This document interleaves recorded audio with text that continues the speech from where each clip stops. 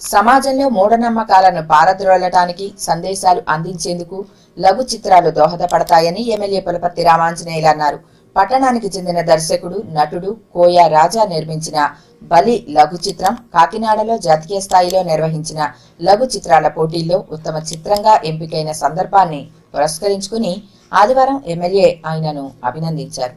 అనంతరం బలి లఘు చిత్రం తొలి డివిడిని ఎమ్మెల్యే ఆవిష్కరించారు. నటులు నేదునూరి పవన్ తదితరులు ఈ కార్యక్రమంలో పాల్గొన్నారు.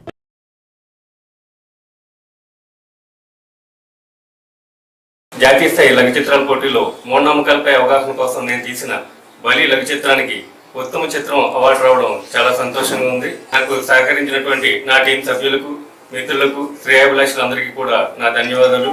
ఇక మీదట అనేక సందేశాత్మక చిత్రాలు తీసి ప్రజలకు అవగాహన కల్పిస్తానని తెలియజేస్తున్నాను.